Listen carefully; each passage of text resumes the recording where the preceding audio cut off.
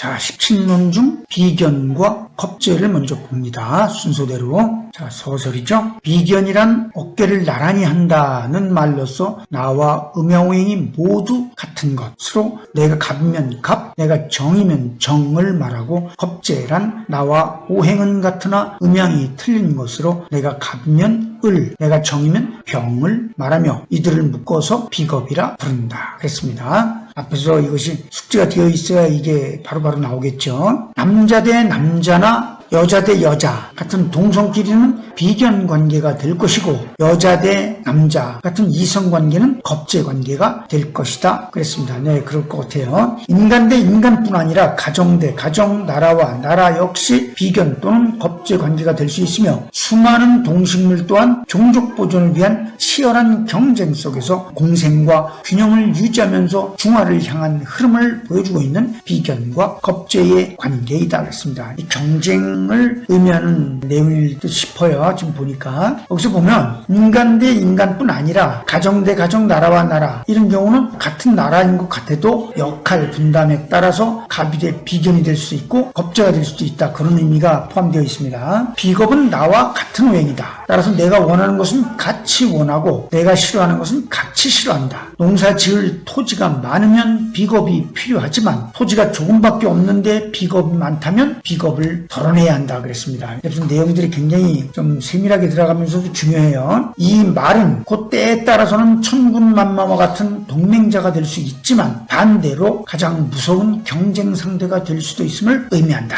비겁이 많을수록 기운은 왕하게 나타나지만 상대적으로 그에 걸맞은 밥그릇 수 또한 필요하다는 균형의 이치다. 그랬습니다. 여기 사주 자체를 보면 글자 자체가 정해져 있지 않습니까? 그러니까 목과 동서 오행이 어느 것이 많으냐에 따라서 완전히 이렇게 달라지게 된다. 그런 거를 지금 하나하나 지금 짚고 들어가는 거예요. 비겁은 사회적으로는 대인관계를 상징하는 17이다. 나와 같은 오행이니까요. 큰 공사의 완성을 위해 다수의 회사가 협력해야 하는 경우나 공동 목적하에서 여러 나라가 연합국을 형성해야 하는 경우처럼, 옛날에 연합군이 있었죠. 경우처럼 내가 몹시 아쉬울 때 비겁의 도움이 절실한 경우도 많이 있다. 그랬습니다. 그 1차 세계대전, 2차 세계대전 때 이렇게 보면은 대체로 연합을 해서 싸우는 경우, 같은 목적을 향해서 연합을 형성을 했을 때, 이때는 비견겁재가 같이 어깨동무한 그런 모양새죠. 한 가지의 목적을 위해서. 그러나 내가 원하는 사업은 다른 사람도 원할 수 있고 내가 사랑하는 사람은 다른 사람도 사랑할 수 있음을 기억해야 한다. 그랬습니다. 여기 보자. 밑에 또 내가 만일 갑목이라면 남자로서 정제, 목국토로, 정제인 기토, 음양이 다른 토죠. 목국토, 음양이 다른 토. 이 정제인 기토는 여자와 재물 등을 상징하는데 이 기토와 합을 하게 되는데 이때 갑기합이죠. 이때 비견 역시 갑목이므로, 나와 똑같은 갑목이므로 당연히 기토와 합을 하게 되고 또 다른 합을 하게 되죠. 겁재인 을목은 기토와 음양이 같으므로 충을 하게 된다.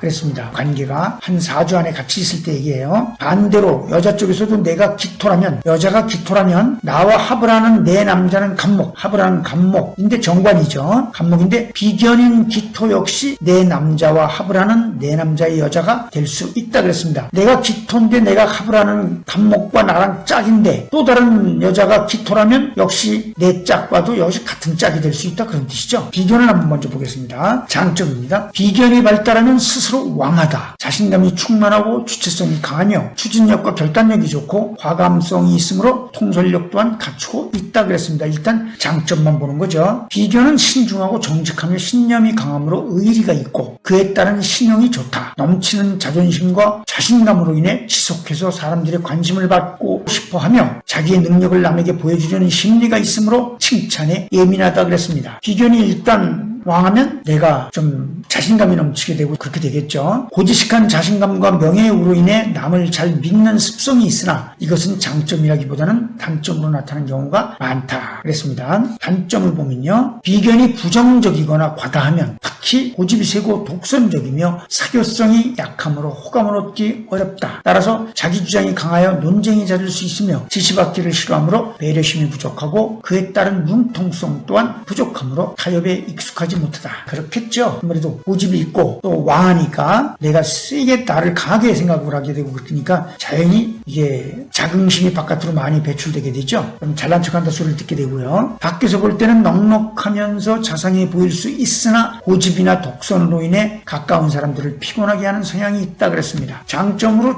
내가 좀 잘났다라고 생각을 하니까 좀 오버한다 그러나요? 이렇게 좀 도와주려고 그러는 것도 좀 있을 수가 있고 그렇지만 실질적으로는 넉넉하지가 않으니까 가까운 사람들을 피곤하게 하는 성향이 있다 그런 얘기를 하는 겁니다. 만일 비견이 부정적으로 충극이 되어 있다면 내부적인 심리적 갈등이 많아 성격이 급하게 나타나고 용감하지만 무모할 수 있으며 성패의 기복이 심하게 나타날 수 있다 그랬습니다. 그럴 가능성이 좀 크다 그런 뜻이에요. 일일이 다 그렇다는 게 아니라 비견 역시 나와 똑같은 재물을 원함으로 과다하면 항상 손을 내미는 사람이 내 옆에 있는 것과 같아 재물을 모으기가 쉽지 않으며 과부족이면 인복이 부족하고 능력이 부족해 재물은 늘 남의 것인 양 살 수 있다 그랬습니다. 비견 역시 나와 똑같은 재물을 원하겠죠. 그래서 비견이 과다하면 항상 손을 내미는 사람이 옆에 있는 것과 같다는 소리예요. 내가 10,000원을 벌면 5,000원이 나갈 준비가 되어 있다 그런 뜻이에요. 같은 걸 원하니까 비견은. 그런데 과부족이면 지나치게 부족하면 인복이 부족하고 능력이 부족해 재물은 늘 남의 것인 양 살 수 있다 그런 뜻이에요. 재물을 감당을 못한다는 뜻이죠. 반대예요. 둘이 친관계를 보겠습니다. 비견은 나와 음영의 모두 같으므로 형제와 자매가 이에 속하고 동성친구요. 선후배, 같은 동성으로서 선후배, 동업자, 동료 직원이나 거래관계에 있는 사람 등을 들 수 있다. 그렇죠? 그 동무할 사람들을 얘기하는 거죠. 남자에게는 여자와 재물이 재성, 즉 내가 극하는 성분을 이제 별이다 그런 뜻이에요. 재를 나타내는 별, 정제와 편제를 아울러서 얘기합니다. 아극제를 말하는 것이죠. 재성이고 여자에게는 남편이 관성, 자기를 극하는 정관과 편관을 얘기하는 겁니다. 관극하의 경우, 여자의 경우에요. 그러니까 여자에게는 남편이 관성이다. 따라서 여자에게는 자신을 극하는 것이 자신의 남편이므로 남편의 여자가 나와 같은 비견이고 남편이 자기 아버지를 극하고 나도 극함으로 시아버지와 나 또한 같은 비견이다 그랬습니다. 왜냐하면 이 남편이 자기 아버지를 극한다는 건 뭐냐면 자식이 아버지를 극한다는 의미예요. 엄마는 자식을 생합니다. 자식은 엄마의 생을 받지만 아빠는 극을 한다는 의미입니다. 요 관계가 잘 익숙해져야 돼요. 그렇기 때문에 여자에게는 자신을 극하는 것이 자신의 남편이므로, 남자니까 남편이므로 남편의 여자가 나와 같은 비견이고 남편이 자기 아버지를 극하고 아버지를 극하는 게 자식이니까요. 남편이 자기 아버지를 극하고 나도 극함으로 시아버지와 나 또한 같은 비견이다 그랬습니다. 그럼 무슨 뜻이죠? 남자는 아버지도 극하고 자기 여자도 극한다는 뜻이에요. 아극제란 뜻입니다. 아극제가 아버지도 제고 내 아내도 제란 뜻이죠. 내가 극하는 성분. 여기서 아버지를 극하는 부분이라는 것, 그럼 자식이 나를 극하는 것과 같은 말이죠. 잘 책에서 정리를 해야 됩니다. 남자 쪽에서 보아도 나의 비견은 내 여자의 남자가 될 수 있다. 그럴 수밖에 없죠. 아까 간목이 기토를 합할 때 다른 간목이 또 기토를 합하겠죠. 그 말이에요. 지금 이게 직업을 봅니다. 비견이 적당하면서 힘이 있는 사람은 대인관계가 원만하므로 개인 사업이든 직장 생활이든 가리지를 않는다 그랬습니다. 적당하면서 힘이 있다. 그건 뿌리가 있다는 뜻이에요. 많다고까지는 볼 수 없지만 적당히 있다. 다른 오행과 견주어서 균형이 비슷하다 그런 뜻입니다. 그러나 비견이 왕한 사람은 지배나 간섭, 구속 등을 싫어하므로 자존심이 강하니까요. 조직적인 직장 생활은 견디기 어려우며 또한 재를 극하는 것이 심하므로 재물을 직접 다루는 직장 또는 사업 역시 성공률이 희박하다 그랬습니다. 비견이 세니까 그래요. 재를 다루는 게 심하기 때문에 재물을 다루는 직장, 직접 다루는 직장은 쉽지가 않다 그런 뜻입니다. 하는 일이 무슨 계산하는 거라든지 사무직이라든지 이런 것은 좀 낫지만 재물을 직접 다루는 장사와 관련되어 있는 비즈니스요. 그런 것과 관련되어 있는 직업은 어렵다는 뜻이죠.